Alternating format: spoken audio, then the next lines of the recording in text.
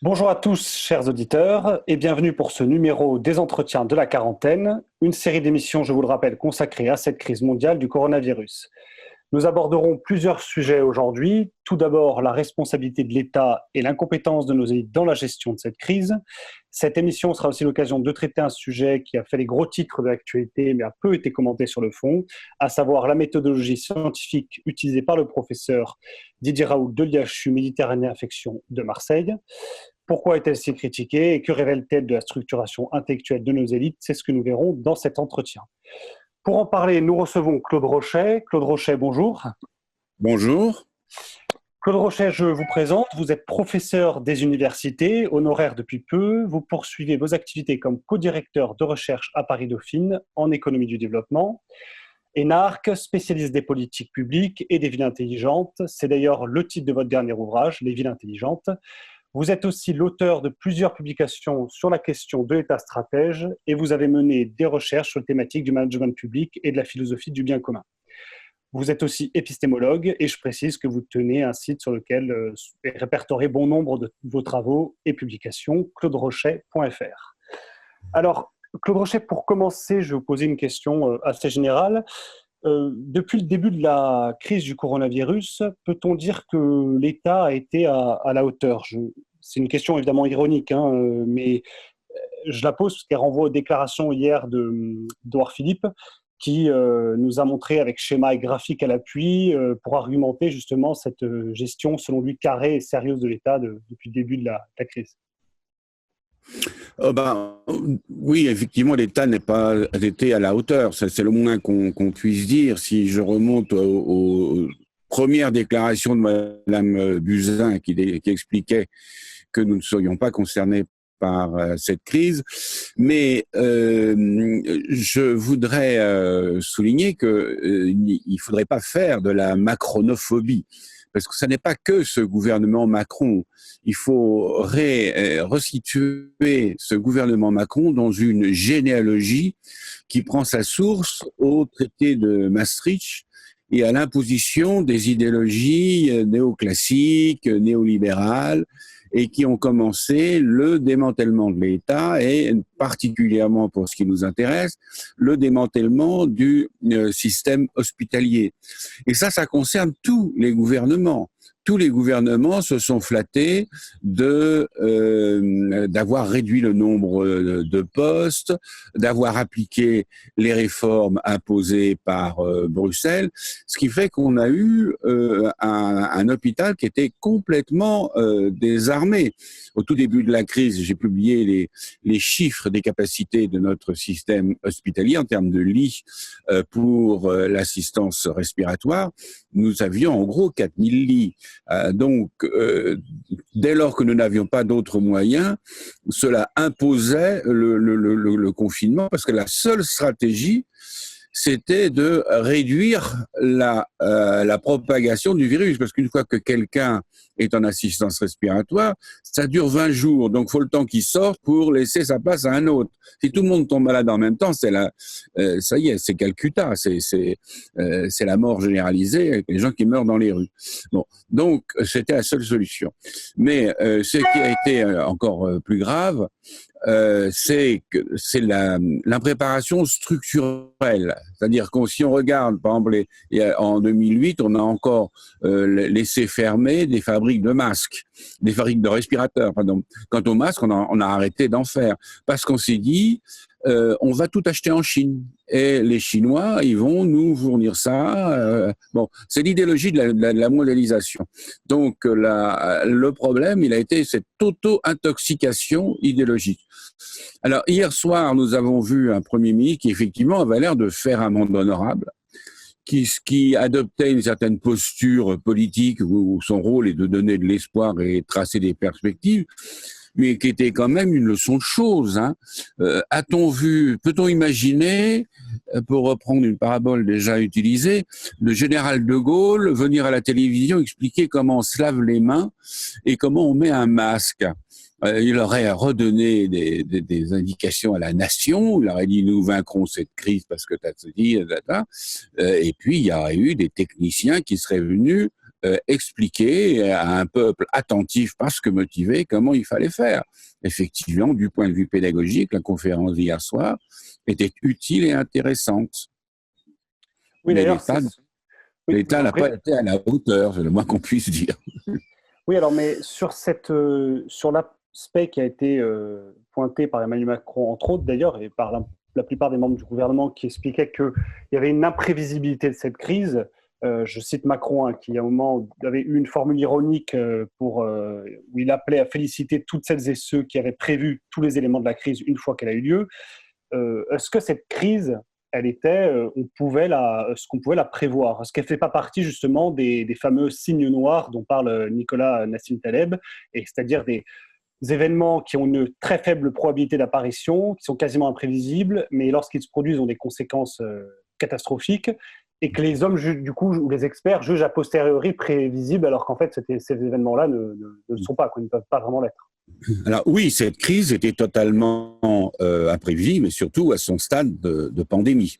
Et le problème, c'est bien cela, c'est qu'on a une administration des modes de pensée, un mode de pensée conceptuel qui est enseigné dans l'administration, où j'ai enseigné, où j'ai été formé, où j'ai enseigné, mais j'ai surtout travaillé dans l'industrie, où les choses sont prévisibles et les choses dérivent du calcul statistique. Donc, si j'utilise du calcul statistique, je vais dire, il y a très peu de chances qu'il y ait une pandémie, donc et maintenant on est prêt de toute façon puisqu'on les connaît, mais une nouvelle pandémie qui sort d'un laboratoire du fin fond, pas du fin fond de la Chine, d'un grand laboratoire chinois, c'est nous qui avons aidé à le construire. Donc c'était effectivement peu probable. Mais le problème, c'est qu'on ne forme pas les gens à l'imprévisible. Alors Nassim Nicolas Taleb, tout le monde utilise cette notion de signe noir qu'il emprunte à Karl Popper. Le signe noir, il est totalement imprévisible. Hein. Je me rappelle la théorie des signes noirs, je constate que 99% des signes que j'observe sont blancs, donc je fais une inférence, je raisonne par induction, et j'en infère que le 100e signe est blanc. Et bien alors, manque de peau, au temps de Popper, eh bien on a trouvé des signes noirs en Australie. Donc toute la théorie s'effondrait. Alors on a un savoir-faire en France de gestion de crise. Moi, j'avais travaillé dans mes débuts dans l'administration avec Haroun Tazieff, où on était très bon sur la gestion des crises, justement parce que on introduisait l'imprévu. Il y a eu des travaux, j'ai beaucoup travaillé avec les urgentistes de la région de Marseille et je continue à travailler avec eux d'ailleurs, pour introduire maintenant ce qu'on appelle les organisations à haute fiabilité. Les organisations à haute fiabilité, c'est justement ces organisations qui peuvent être mises en danger par des tout petits événements. Alors ça s'applique aux centrales nucléaires, aux sous-marins nucléaires, aux accidents qui sont des catastrophes. Catastrophes, quand il y a un accident qui a des réactions en chaîne. Hein. C'est le train qui déraille, qui tombe dans un canal. Dans le canal, il écrase une péniche qui transportait des produits toxiques. Ça se répand dans la rivière. La rivière va empoisonner la ville. Bon, là, vous avez un accident totalement imprévisible.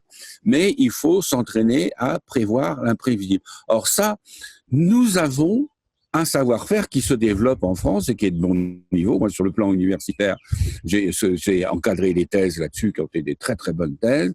Il y a les travaux de Christian Morel, sur les décisions absurdes, justement comment, à force de rationalisme, à force d'incapacité de réfléchir, de regarder la situation, eh bien, on gère même collectivement la catastrophe.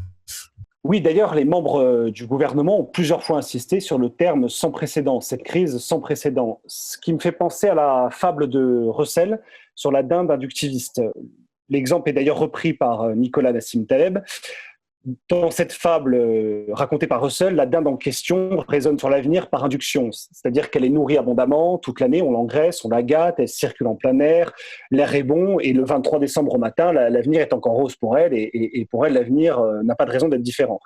Or, le soir, elle finit, donc le soir du 23 décembre, elle finit à tête coupée, et le lendemain, elle est servie à table pour le repas de Noël. C'est un peu le cas de nos élites, qui, en quelque sorte, qui ne peuvent pas et sont dans l'incapacité quasi dogmatique de penser la catastrophe. En revanche, comme l'explique Nassim Taleb, si l'incertain n'est pas probabilisable, les risques, eux, peuvent l'être. C'est un peu ce que vous dites, hein, en quelque sorte.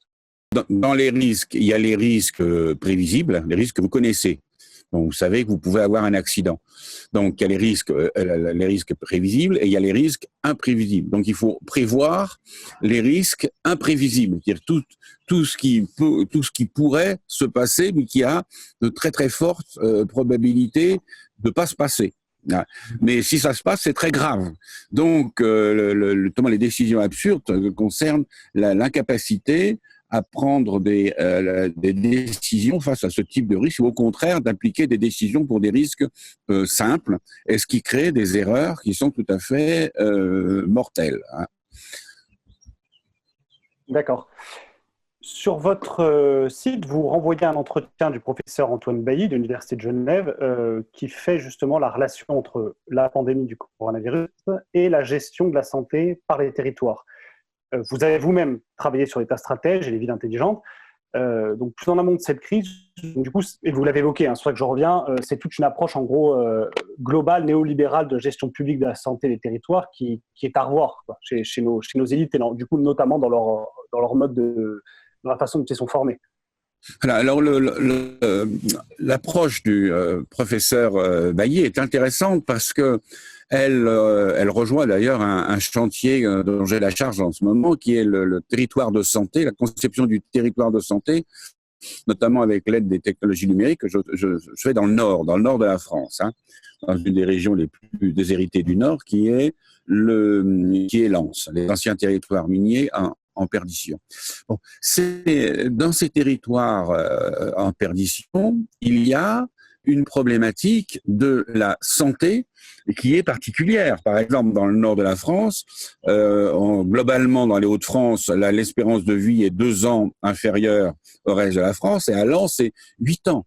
Donc, il y a un comportement vis-à-vis de la santé, et d'ailleurs, il faut distinguer là le médical de la santé. Quand on parle de données médicales, ce sont les données que le médecin, mais quand on renseigne les données de santé, quand on va essayer de les comprendre, on va regarder les manières de vivre avec des problématiques comme l'alcoolisme, par exemple, et l'alimentation. Vous savez que l'alimentation dans le nord de la France est beaucoup moins saine que ce qu'on va trouver dans le sud-ouest, pour une alimentation assez riche. Donc il y a une personnalité du territoire que l'on va retrouver dans la santé. Ou si je le dis à l'envers, le territoire fait partie, la santé, pardon, fait partie du capital social du territoire. Et même ça fait partie, c'est la notion qu'a introduit le professeur Bailly, ça fait partie des ressources. C'est un actif stratégique. Et c'est ce que l'on veut faire, d'ailleurs, dans le Nord. C'est, vous savez peut-être, dans le Nord, il y a un hôpital ultramoderne qui va se construire à Lens. Hein. La santé sera un facteur d'attractivité économique pour attirer des entreprises, mais aussi d'innovation technologique. Parce que si vous implantez une haute technologie, il va falloir voir comment les gens s'approprient ces technologies et comment, à partir de ces technologies, ils vont pouvoir se créer des choses. Alors, ce qu'on a fait à Lens, un exemple caricatural qui a été fait à Lens, c'est pour essayer de relancer la région, on y a une annexe du Louvre. Mais alors là, ça tombe comme un couteau devant une poule. Parce que qu'est-ce que ça veut dire le Louvre pour les habitants de Lens qui ont un niveau culturel extrêmement faible? C'est même pas pour attirer les Parisiens parce qu'il n'y a même pas d'hôtel pour se loger. Donc les gens vont se loger à Lille. Donc ça, on n'a fait aucune analyse du capital social et on n'a rien fait pour comprendre comment le territoire, à partir de ce qu'il a, hein, on met sur la table, qu'est-ce qu'on a, hein, eh bien, avec ce qu'on a, on arrive toujours à faire quelque chose.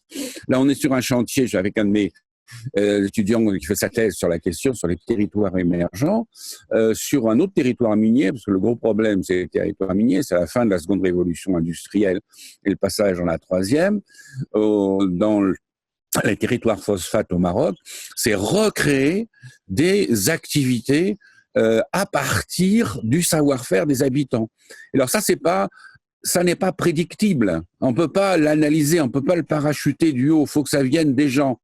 Par exemple, on passe de la mine à l'agroforesterie, mais c'est pas parce que quelqu'un a dit tiens on va faire de l'agroforesterie. Non, c'est parce que c'est venu des traditions, des activités et des savoir-faire. Donc voilà, ça c'est quelque chose que l'on n'apprend pas et que on a une administration qui ne sait pas raisonner comme ça. Moi, j'ai été longtemps, j'étais 10 ans professeur à l'ENA, j'ai fait des formations comme ça.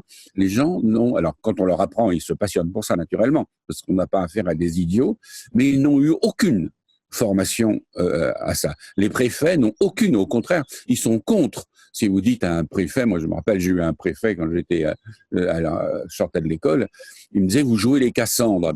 Évidemment, on jouait les Cassandres, là on est éliminé. Bien sûr qu'on peut prévoir.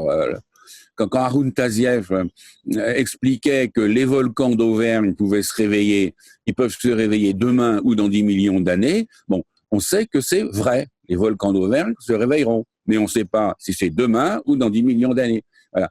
Et donc, est-ce qu'on prend ce risque, hein? Et les décisions en matière de risque, finalement, c'est le coût ultime du risque, et c'est le risque qu'on ne peut pas prendre parce qu'on en voit les conséquences. Alors là, on va se préparer à gérer le risque.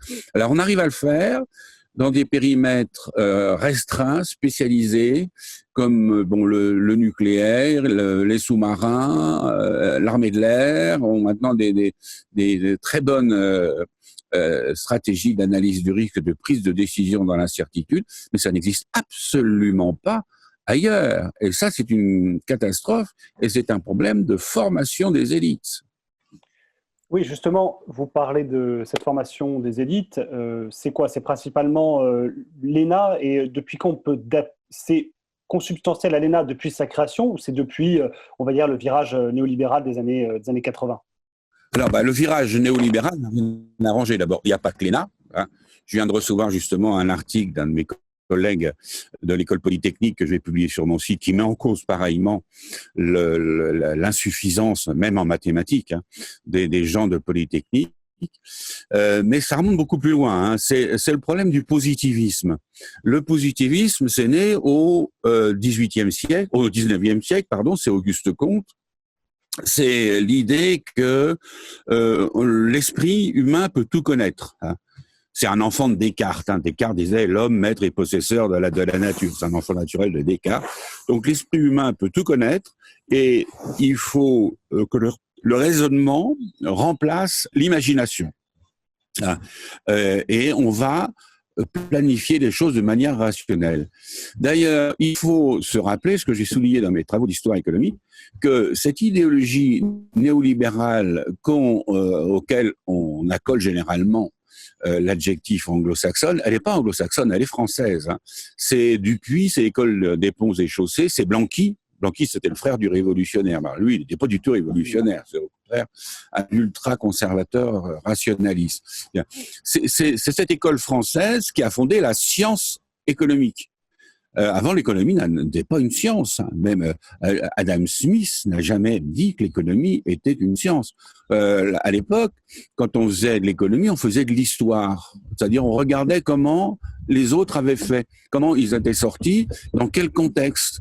Et on faisait, il y a un livre passionnant du fils de mon collègue norvégien Eric Reinhardt, qui est maintenant professeur à Harvard, qui s'appelle Translation Imperi. C'est-à-dire comment les traductions d'une langue à l'autre n'étaient pas seulement des traductions, mais étaient des translations. C'est-à-dire, on relisait une histoire en fonction des problèmes que l'on avait. Et on s'inspirait de l'histoire. Maintenant, au contraire, il faut plus du tout s'inspirer de l'histoire. Ou alors, quand on s'inspire de l'histoire, on s'y inspire très très mal. C'est-à-dire qu'on confond, on fait une faute que les étudiants en sciences apprennent à ne pas faire la première année, c'est confondre corrélation et causalité. Corrélation, vous savez, c'est vous dites, vous trouvez ça dans vos journaux, dans vos mails. Une étude montre que si vous mangez moins de pommes de terre, vous aurez moins de diabète, etc., etc. Ce sont des corrélations. Ce ne sont absolument pas des causalités. pouvez aller vous amuser à aller sur un site d'un Norvégien qui s'appelle Tirlevegen et qui a mis des bases de données, qui a fait des corrélations entre toutes les bases de données. Voilà. Et il montre comment cette idéologie de la corrélation, qui est liée au développement des big data, amène à des décisions absurdes. Alors, il donne des exemples, parmi les exemples rigolos qu'il donne, il dit par exemple, plus le nombre de fonctionnaires territoriaux augmente, plus le nombre de chevaux abattus dans les laboratoires, dans les abattoirs augmente. Donc conclusion, il faudrait abattre des fonctionnaires territoriaux si on veut sauver le nombre de chevaux.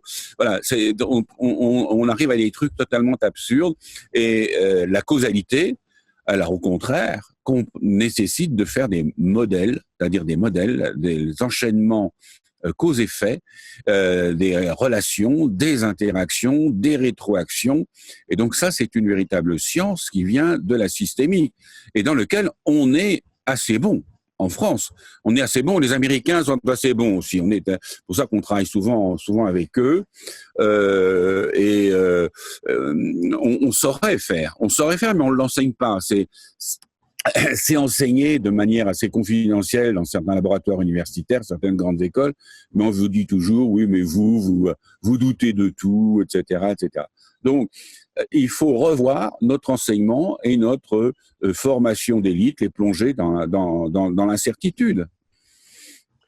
D'accord, oui, d'ailleurs, on a pu voir, c'était un des arguments, ce que vous disiez, un de vos articles qui a été signé là récemment sur votre site, un entretien que vous avez donné à Atlantico qui avait comme titre « Le scientisme, notre principal problème ». On a vu effectivement qu'Emmanuel Macron, le conseil scientifique qui l'accompagne, qui le suit, qui a été très interrogé. Je crois que tous les soirs à 20h, on a le spécialiste du conseil scientifique, dont j'ai oublié le nom, qui est interrogé en direct. C'était un des arguments mis en avant par Emmanuel Macron pour dire vous voyez, d'une certaine manière, je prends mes décisions auprès d'un conseil de personnes très avisées, très carrées, qui ont une démarche très scientifique. Et c'était justement un de ces arguments mis en avant. Alors, ça, c'est un très mauvais argument. Je me rappelle, j'avais travaillé sur cette question au moment de la crise de la vache folle, où moi, je travaillais à Matignon, chez Jospin, où le Premier ministre avait dit « ma décision suivra celle du Conseil scientifique ». Et alors, le président du Conseil scientifique était le directeur de l'ESSEC, je crois à cette époque-là, a dit « mais c'est inadmissible, nous on fait de la science, nous on vous donne les connaissances, on vous donne un état de la situation. Mais pour prendre des décisions, c'est à vous les politiques de les prendre. » Comme on dit au Québec, on dit bah, mon chum, tu mets tes culottes maintenant, et puis tu décides. Hein. Mais c'est pas, on ne prend pas prétexte chez les scientifiques. Les scientifiques, c'est une donnée, ce sont les données du problème. Alors c'est sûr qu'il faut connaître ces données, mais vous voyez bien que même à cette époque, le conseil scientifique, il ne connaissait pas tout du comportement du virus, et qu'on en revient toujours à des problèmes ancillaires, c'est-à-dire qu'on n'est pas en mesure de fabriquer des respirateurs, qu'on n'a pas assez de lits d'hôpitaux et qu'on n'a pas de masques. C'est tout bête, c'est des problèmes ancillaires, c'est des problèmes de gestion domestique. Il n'y a pas besoin d'un conseil scientifique pour ça. D'accord. Cette approche scientiste, elle a donné lieu à une fameuse... Alors, elle n'a pas donné lieu, j'allais dire, elle a donné lieu à la fameuse méthode EBM, à laquelle vous faites plusieurs fois référence sur votre site, médecine basée sur les preuves. Alors, dites qu'au contraire, à la base, ce n'est pas une dérive scientifique, et bien au contraire, c'est une approche très intéressante, la méthode EBM, qui aujourd'hui est un alibi pour... comment dirais-je, aujourd'hui a complètement perdu son sens, d'une certaine manière. Voilà. Tout à fait. Le BM, moi, je l'ai utilisé au début, dans les années 90. Alors, moi, je ne suis pas du tout médecin. Du coup, vous pouvez préciser pour nos auditeurs ce que c'est exactement, puisque le terme n'est certainement pas connu de la plupart des gens. D'ailleurs, il y a un problème de traduction, parce que quand on dit médecine basée sur les preuves, preuve en français, ça a un sens juridique. Donc, une preuve, c'est une certitude tant qu'on n'a pas apporté une autre certitude. Hein. Dans l'evidence, c'est beaucoup plus large en anglais. C'est pour ça que les traductions les plus exactes en français, c'est la médecine basée sur les faits. Une evidence, c'est un fait. Hein, c'est pas forcément une preuve dans une procédure judiciaire. Et evidence n'a pas ce sens juridique aussi fort qu'il a en français. Donc, c'est-à-dire on travaille sur 3 bases. Alors, une base théorique. Vous allez regarder ce que disent les papiers scientifiques, ce que dit la science sur tel problème. Bon, si c'est une maladie courante, vous n'avez pas besoin pour une grippe d'aller voir ce que dit la science, sauf si vous voyez que il y a des nouveautés dans la grippe. Il y a une deuxième base, c'est les bases empiriques, c'est-à-dire c'est les comptes rendus des médecins. Voilà, je me suis trouvé face à tel cas, je fais cette opération, j'ai eu telle complication, voilà comment j'ai fait. Bon, ça vous permet de rentrer dans la pratique du opérationnel, c'est l'art opératif du médecin. Et le troisième cercle, c'est le patient. C'est-à-dire comment se comporte le patient. Le patient, quel âge il a, dans quel état de santé il est, psychologiquement, qu'est-ce qu'il va supporter, qu'est-ce qu'il va pas supporter. Vous allez prendre, comme quand vous faites de la stratégie, vous prenez toujours en compte le contexte. Hein. Un stratège qui ne prend pas en compte le contexte, il va déclencher des catastrophes. Donc, dans la déviation de l'ABN, il n'est resté que la partie théorique. Alors, pourquoi ? Il y a plusieurs causes. Il y a une cause qui est le bêtement humaine, c'est que ça fait très bien de dire je m'appuie sur du raisonnement scientifique, donc c'est incontestable. Voilà. Et ça ne concerne pas, c'est une attitude générale, ça ne concerne pas que la médecine. Les économistes, si vous regardez les économistes, ceux qui ont écrit, qui ont considéré les économistes qui n'adhéraient pas à Zilberberg, les économistes qui n'adhéraient pas à l'idéologie néoclassique comme des révisionnistes. Révisionnistes, ça veut dire que ce sont des nazis, quoi. Donc, ces gens sont d'une violence et d'un mépris pour ceux qui n'adhèrent pas à cette démarche, qui est absolument ahurissant. Alors donc ça c'est bien, et puis derrière, ce qu'explique très bien un entretien avec le professeur Christian Perron, que je viens d'ailleurs de publier sur mon site, où il dit que derrière, il y a des intérêts des gros labos, parce que pour monter ces soi-disant preuves, bon, ils font leurs essais cliniques. Les essais cliniques, ça coûte très cher parce que ça doit être fait sur une base internationale. Et ces essais cliniques, ils vont apporter les preuves. Donc, les labos vont vous dire, voilà la preuve. Voilà. Et on va ne prendre qu'un seul élément. Bon, par exemple, je ne sais jamais dire son nom, le Remdesivir, le fameux médicament de Gilead, le gros laboratoire américain, il a énormément d'effets de contre-indication, des effets collatéraux, des effets indésirables, comme on dit. Bon, ça, on va pas le dire, quoi. On va le dire, tout ça, c'est bénin, alors que on nous répète à longueur de journée que la chloroquine, ça peut avoir des conséquences sur le cœur, ce que les praticiens hospitaliers savent, et ils font des électrocardiogrammes pour surveiller le cœur. Bon, donc c'est là qu'il vient le scientisme. Il y a des intérêts financiers. Par exemple, Remdesivir, Gilead et son médicament Remdesivir, ce sont des lobbyistes, ils sont déclarés comme lobbyistes à la Commission européenne. Donc il y a de très très très très gros intérêts financiers. La santé est un enjeu financier considérable. Là, je travaille sur les données de santé en ce moment dans le Nord. Il faut voir que une donnée de santé qui a été piratée se vend sur le marché noir, sur le black web, se vend 20 fois le prix d'une donnée bancaire. Donc, il y a des enjeux financiers considérables.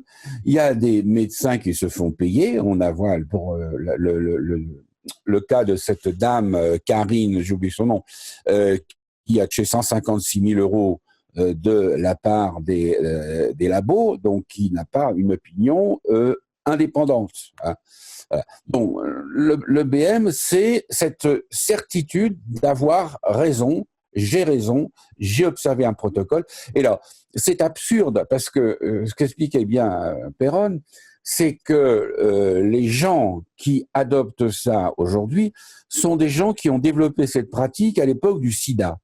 Or, le sida, c'était une pandémie, mais c'était une pandémie que l'on n'attrapait pas comme ça en respirant. Hein. Je passe sur les détails, en serrant la main.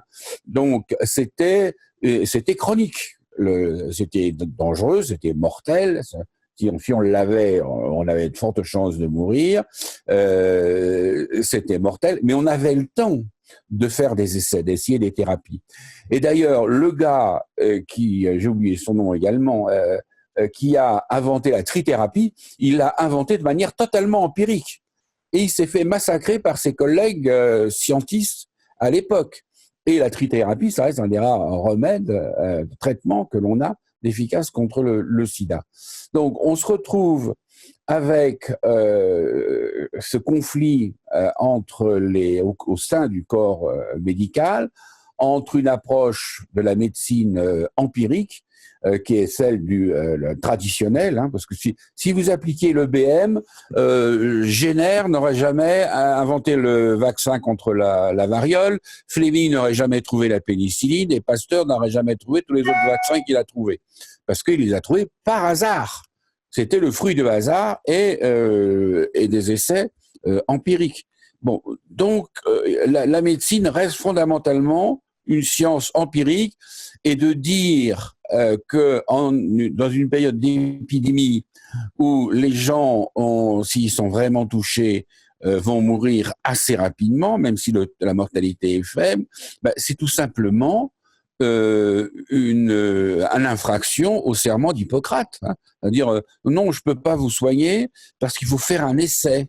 Il faut un groupe témoin. Mais le groupe témoin, ça veut dire il n'est pas au courant qu'il est groupe témoin. Les médecins qui soignent le groupe témoin ne le savent pas non plus. Et le gars qui est dans le groupe témoin risque de mourir. Donc, c'est ne pas respecter le serment d'Hippocrate. Avant de revenir sur cette question, effectivement, de la chloroquine à proprement parler, puisque vous avez évoqué, du coup, cette approche empirique, c'est un vieux débat, effectivement, en épistémologie, avec la thèse, notamment, vous citez dans l'article, l'approche hypothético-déductive, qui est celle un peu, d'une certaine manière, mise en avant par nos gouvernements, c'est-à-dire poser une hypothèse et, comment dirais-je, à partir de là, aller chercher des éléments pour la valider et, d'une certaine manière, suivre cette démarche-là, qui leur sert d'alibi d'une certaine manière à effectivement ne pas agir, à en vouloir à ne pas agir selon ce protocole médical-là, alors que le professeur Raoult, lui, défend du coup une démarche empirique. C'est ça que vous mettez en avant, du coup. Alors, la démarche hypothético-déductive, elle est ancienne. Hein. Ça remonte au 19e siècle et ça a commencé à être mis en cause par Karl Popper, d'abord par Charles Sanders Peirce aux États-Unis et par Karl Popper en Europe et puis hors d'Europe, puisqu'il a quitté l'Europe à l'époque du nazisme, pour montrer que, cette théorie du signe noir, justement, qu'il fallait non pas chercher à vérifier les choses, on ne vérifiait pas une hypothèse, mais on cherchait à la falsifier. Alors, il y a énormément d'arguments épistémologiques sur la perception, sur ce qu'on voit du monde, ce qu'on peut. Bon, tout ça, c'est très élaboré, mais il y a tout simplement des mécanismes psychologiques, que si vous êtes dans la vérification d'une hypothèse, vous allez, même sans vous en rendre compte, sélectionner les faits qui confirment et écarter les faits qui infirment. Alors ça, vous le voyez très bien dans l'échec des grands projets technologiques ou les échecs militaires. Quand on fait des plans, les grandes défaites sont liées à ça. Hein.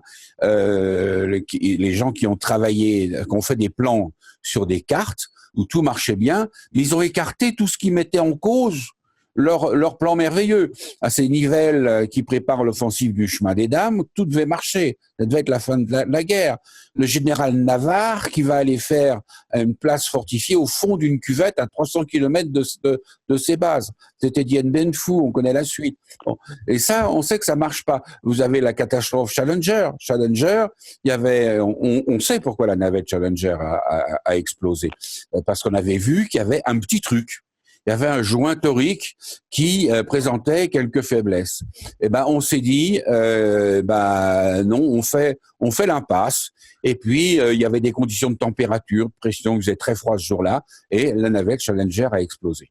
Bon, donc c'est toute la démarche hypothético-déductive va vous amener, dès qu'il y a de la complexité, bien évidemment, à des résultats faux. Au contraire, ce que Popper a montré, il fallait être dans la falsification. C'est-à-dire, il faut montrer que quelque chose ne marche pas. Ça ne veut pas dire que c'était faux avant. Ça ne veut pas dire qu'on n'avait pas la connaissance suffisante pour traiter ce problème. Alors, c'est là, à mon avis, où Raoul se trompe quand il fait référence à Feyerabend. Feyerabend était un élève de Karl Popper, il s'est révolté contre Karl Popper et il a fait exactement le contraire. Karl Popper est quand même un partisan du réalisme, c'est-à-dire pour lui, la réalité existe, mais notre connaissance est asymptote à la réalité. C'est-à-dire, on ne connaît jamais totalement la réalité. C'est par des vérités successives et par résolution de problèmes successifs. Bon. Et alors, je vous coupe, effectivement, je précise pour nos auditeurs que, effectivement, Didier Raoult a publié un article dans Le Point où il fait référence à un des penseurs qu'il a lu, qui est Paul Feyerabend, qui est effectivement théoricien de l'anarchisme épistémologique, qui consiste à, effectivement, comment dirais-je, rejeter toute méthodologie scientifique. Je crois que sa formule, c'est tout est bon, effectivement, et du coup, donc Didier Raoult l'a plusieurs fois cité. C'est pour ça que vous faites référence à ce penseur-là. Voilà, oui, tout à fait. Alors, le danger de l'anarchisme idéologique, c'est qu'on tombe dans le relativisme. Comme vous l'avez dit, tout est bon. Si tout est bon, rien n'est vrai.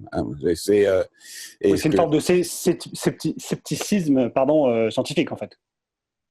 C'est de l'agnosticisme, c'est-à-dire on ne peut croire en rien, parce que la démarche scientifique que moi j'applique dans mes travaux, que j'applique avec mes étudiants de thèse, c'est qu'on part d'un certain nombre d'hypothèses de ce que l'on croit, mais l'on va chercher à démontrer que nos hypothèses sont fausses. Fausses pas parce qu'on s'est trompé, fausses parce qu'elles étaient insuffisamment vraies. Parce qu'on en connaît plus, parce qu'on a compris plus de complexité.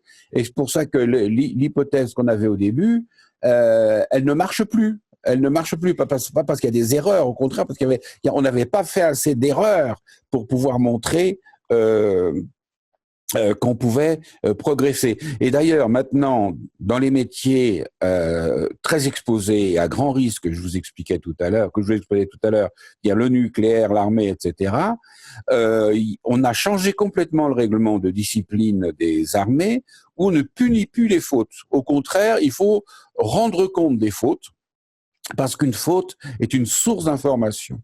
Et la faute, c'est au contraire de répéter l'erreur. Non, l'erreur est une source d'information et la faute, c'est de répéter l'erreur. Donc, toute erreur, toute anomalie constatée doit être étudiée et doit être répertoriée, et on pratique continuellement le retour d'expérience, et le retour d'expérience, y compris sur les expériences des autres. S'il y a une catastrophe qui a lieu à l'autre bout de la Terre, eh bien, on l'étudie. Par exemple, il faudra faire du retour d'expérience sur cette affaire de Wuhan, sur lequel on ne sait absolument rien pour l'instant, parce qu'on sait, on balance des propos politiques anti-chinois là-dessus, on ne sait absolument pas ce qui s'est passé. Mais voilà. La référence à la déclaration du professeur Montagnier, entre autres, qui a dit qu'effectivement, ce serait une fabrication dans un laboratoire de Wuhan. Oui, qui va échapper au contrôle.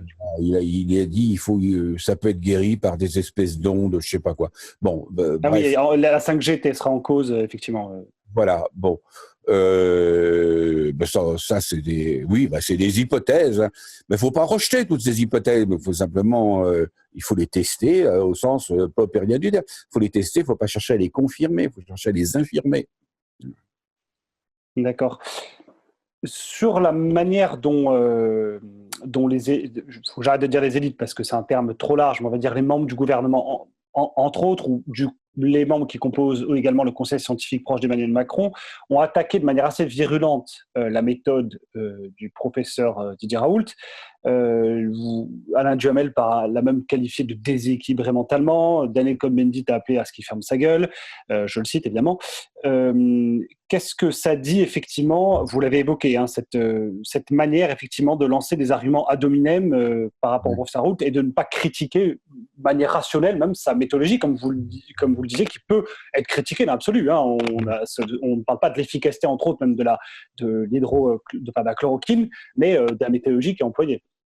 Alors, ajoutons même que Luc Ferry a dit le principal problème du professeur Raoult, c'est son look.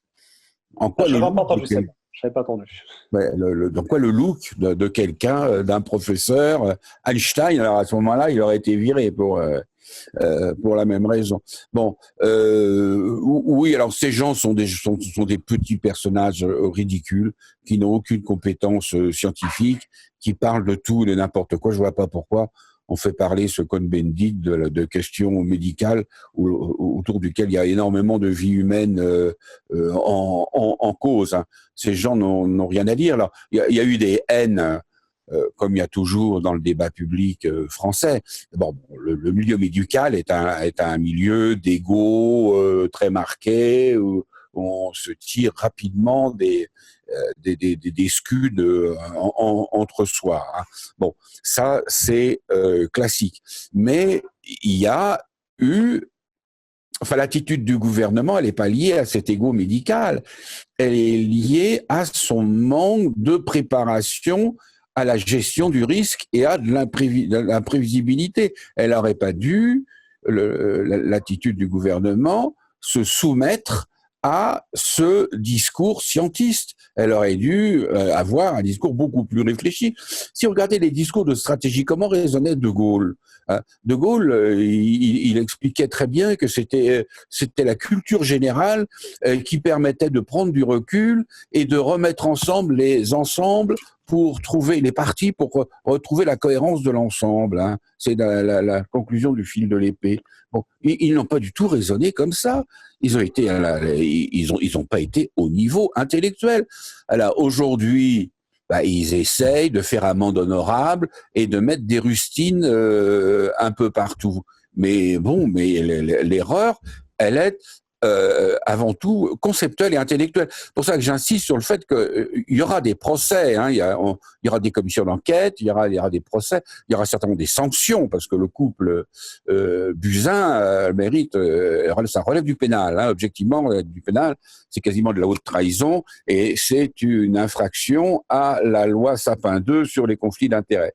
Bon, donc il y aura du pénal. Mais ça sert à rien si on ne change pas ce cadre conceptuel. Il faut tenir compte de pourquoi on s'y trompait, comme quand on étudie une catastrophe. Hein, quand on étudie une catastrophe, regardez les décisions absurdes, ces 2 livres de Christian Morel qui sont passionnants, en plus, qui se lisent très très bien. Je conseille à tout le monde de les lire. On fait des analyses des catastrophes pour voir quel est l'enchaînement de cause à effet qui ont mené à l'effondrement. Hein. Il y a aussi les travaux de Jared Diamond sur l'effondrement. L'effondrement, c'est pas une fatalité, c'est pas comme les écolos là qui se réfugient au fin fond de la Normandie pour être autonomes parce que tout va s'effondrer. Non, c'est un enchaînement de mauvaises décisions qui mènent à l'effondrement. Mais c'est ça qu'il faut comprendre, c'est ce processus décisionnel dans des environnements qui sont complexes, qui sont turbulents. Et pourquoi ils sont turbulents ? Parce qu'on a rendu le monde turbulent avec la mondialisation en connectant tout avec tout. Quand vous connectez tout avec tout et que vous ne comprenez pas toutes ces interactions, exemple la mondialisation financière, hein, personne ne comprend les interactions, pourquoi la bourse va monter, pourquoi la bourse va baisser, pourquoi il y aura des crises. On sait qu'il y aura des crises, mais quand, pourquoi, on ne le sait pas parce qu'on ne comprend pas ces interactions. Donc, il y aura aussi une autre réflexion, c'est comment on va reconstruire l'économie et quelle économie. Oui, alors justement, vous dites que l'État stratège, je vous cite, est un État qui a avant tout une vision politique de la société. Là, c'est clairement ce qui a fait défaut dans la gestion de la crise, comme vous le disiez, quoi. C'est-à-dire qu'en fait, on a eu des personnes au pouvoir qui pensaient encore une fois que le marché seul assurait l'autorégulation de la vie économique et sociale. Et d'une certaine manière, il ne fallait pas prendre des mesures, si je puis dire, oui, radicales ou autoritaires dans les premiers temps de la crise, ce qui aura empêché tous les effets néfastes par la suite qui ont découlé de manière autocatalytique, quoi. Oui, alors voilà. Alors, ce qui est intéressant, c'est qu'on voit qu'il y a quand même, dans le discours dominant, il y a des remises en cause de la mondialisation. Alors, il y a des petits personnages ridicules comme Dominique Seux qui disent ah oui, mais si on a Internet, ça n'a aucun rapport. Euh, donc, il va falloir repenser ça, parce que à nouveau, je repense ce que disait notre collègue suisse, et il critiquait la formule, parce qu'il y a aussi des gens qui ont voulu faire le malin, qui ont dit faut pas fermer les frontières parce que le virus il ne s'arrête pas à la frontière. Ils ont voulu faire le même jeu de mots qu'avec Tchernobyl. Seulement, ce que rappelle notre collègue suisse, c'est que le virus il se promène pas tout seul. Il se promène dans des individus. Et ce sont les individus qui se déplacent. Et comment il est venu en Europe? Il est venu par une station de ski, je sais pas la prononce, c'est de l'allemand du Tyrol, Ischgl, et qui est une station de luxe. Donc on avait des gens du monde entier. Et de là, le virus, il est parti en Allemagne, en Islande, au Danemark. Bon, et parce que ce sont des gens qui ont promené ça en avion. Bon, donc cette compréhension de cette mécanique, il faut la comprendre. Et si vous connectez tout avec tout, ben, d'abord vous n'en avez pas besoin. On n'a pas besoin. Alors je comprends que les gens du Danemark ils aient envie d'aller au ski parce qu'il n'y a pas de montagne au Danemark. Bien que l'Union ait réussi à faire financer une station de ski par l'Union européenne dans une île qui a 70 mètres de dénivelé. Mais ça, c'est des absurdités de l'Union européenne. C'est autre chose. Bon, moi, j'habite en Haute-Savoie. Je suis bien content qu'il y ait des touristes qui viennent de l'étranger, mais que ça soit pas un truc qui tue totalement la personnalité des régions, parce que ces régions, on parlait de la santé, qui fait partie du capital social de la région, mais elle est aussi capable de s'alimenter.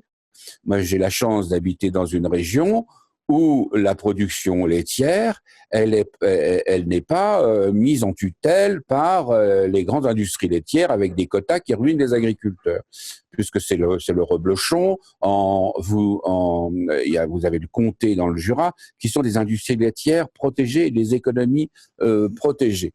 Bon, on peut très bien maîtriser notre développement local et sortir de cette logique. Il faut, si on ne s'ouvre pas à la mondialisation, si on ne s'indexe pas sur les trucs les plus riches, les plus délirants, ça ne marchera pas. Au contraire, il faut valoriser le capital social et les circuits courts de production. Dans ma région, si je regarde à 150 km autour de chez moi, puisque la Haute-Savoie n'est pas encore une région désindustrialisée, j'ai tout. J'ai pas besoin d'aller acheter des trucs en Chine. Tant mieux pour les Chinois. Les Chinois ont des stratégies parfaitement cohérentes.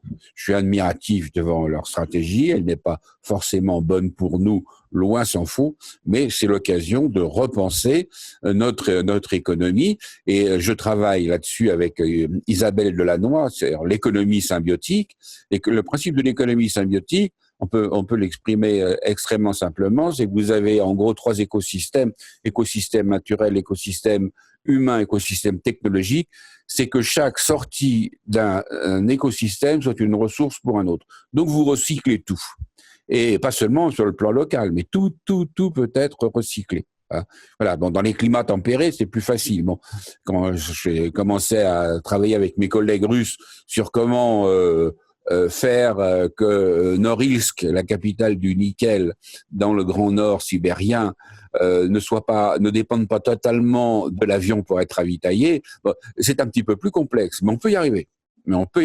Les Islandais, qui vivent dans un milieu très froid, bon, eux, ils ont la géothermie, mais arrivent à être autonomes sur le plan alimentaire. Voilà. Oui, alors, vous parlez justement des circuits courts. Est-ce que c'est pas peut-être un des effets positif, je mets ça entre guillemets, de cette crise, c'est qu'effectivement, on a vu que le gouvernement a appelé à de la main-d'œuvre pour aller soutenir les agriculteurs qui sont très sollicités. On a vu que beaucoup de supermarchés ont quasiment basculé vers du 100% français dans la vente de fruits et légumes. Est-ce qu'on peut espérer une relocalisation évidemment durable de l'économie française, ou est-ce qu'à votre avis, il vaut mieux plutôt être pessimiste et dans les mois à venir, enfin une fois que la crise sera passée, de certaine manière, ces gens-là, par leur idéologie, reprendront certains réflexes néolibéraux, quoi. Être optimiste ou pessimiste, ça dépend de nous, hein. C'est sûr, si on leur laisse le pouvoir avec leurs schémas mentaux, il n'y a pas de raison d'être optimiste. Mais si on prend le pouvoir, si on impose d'autres manières de penser et de raisonner, on peut espérer que ça change. Toutes les crises ont eu des conséquences positives. Bon, pas la grippe espagnole, parce que ça s'est confondu avec la fin de la guerre du 14. Mais la grande peste noire du 14e siècle, là, ça a enlevé, ça a détruit, enfin, ça a tué un tiers de la population de l'Europe. Mais il en est ressorti une augmentation de la productivité, un progrès technique, une augmentation des salaires, une amélioration du niveau de vie pour les vivants. Bon, on va pas dire que le progrès social a besoin de crise, mais c'est des crises. Les crises nécessitent de sortir des crises, nécessitent de remettre en cause le cadre de ce système qui n'ont pas été résilients. C'est quand même assez curieux et en même temps réjouissant de voir le Premier ministre qui se félicite de ce que nous ayons un très bon système de santé, un des meilleurs du monde. Alors, si je ne m'abuse, il y a quelque temps, il faisait partie des experts qui prônaient le démantèlement de la sécurité sociale. Donc, de voir que les gens changent est un petit peu satisfaisant. Alors qu'ils le changent parce qu'ils sont convaincus, parce qu'ils ont eu l'illumination, ou qu'ils le fassent par opportunisme, à la rigueur, on s'en fout. Mais ce qui est important, c'est que nous, les citoyens, les gens normaux, soyons capables de reprendre le pouvoir, de former de nouvelles élites. Il faut, je pense que l'ENA, il faut arrêter. Je suis pas du tout pour l'arrêt de l'ENA, parce que ce que fait Macron, on dit on ferme l'ENA, ça sert à rien, parce qu'on met quoi à la place? On va mettre Harvard, etc. C'est la même chose. Il y avait un très bon bouquin en 93 d'un Canadien, John Saul, qui s'appelait Les bâtards de Voltaire, et qui montrait que toutes ces institutions, l'ENA, Harvard, tous ces machins, formaient des rationalistes qui déclenchaient des grandes catastrophes. Et c'est ça qu'il faut remettre en cause. Il faut faire des centres de formation, comme nous faisons avec certains collègues, qui forment des gens. Vous savez, Michelet disait former des hommes, et tout ira bien. On a besoin de former des hommes qui ne sont pas abus par la science, qui connaissent la science parfaitement, mais qui ne sont pas scientistes, c'est-à-dire qui ne disent pas la science va tout résoudre, comme on vous dit, mettez Internet partout et tout ira bien. Voilà. Non, c'est d'abord de la vie humaine. Et quand je fais mes travaux sur les villes intelligentes, je dis pas c'est la ville intelligente, c'est pas de la technologie, ce sont des villes où il y a des êtres humains et qui ont des interactions. Et la technologie va leur servir à avoir des interactions, à enrichir leurs interactions et à comprendre des phénomènes qu'ils ne pouvaient pas comprendre avant. Mais plus on aura de technologie, plus on aura de puissance entre nos mains, plus on aura besoin de former des hommes qui soient des êtres humains, qui aient la notion du bien, du mal, du bien commun, qui aient des notions de philosophie politique, qui sont les mêmes questions qu'on se pose depuis Athènes, comme disait Léo Strauss. Les grandes questions de l'humanité, c'est Athènes et Jérusalem, le rapport entre le droit et la spiritualité. On y reviendra toujours. Très bien, écoutez, ma foi, sur ces belles paroles empreintes de bon sens, je pense qu'on peut clore l'entretien. Il me reste du coup plus qu'à vous remercier pour toutes ces précisions et éclairages. J'invite nos auditeurs à se rendre sur votre site clauderochet.fr qui répertorie tous vos travaux et sur lequel vous publiez assez souvent d'ailleurs. Il y a pas mal d'articles qui sortent. En ce moment, oui. Oui. Il y a matière. Il y a matière avec l'actualité, effectivement. Chers auditeurs, quant à vous, je vous dis au revoir, à la bientôt pour un nouvel entretien sur la chaîne du Cercle Aristote et avec toujours le même intitulé, les entretiens de la quarantaine. À bientôt. Au revoir. Voulez-vous tenir au courant de nos initiatives? Suivez-nous sur Facebook abonnez-vous à nos groupes.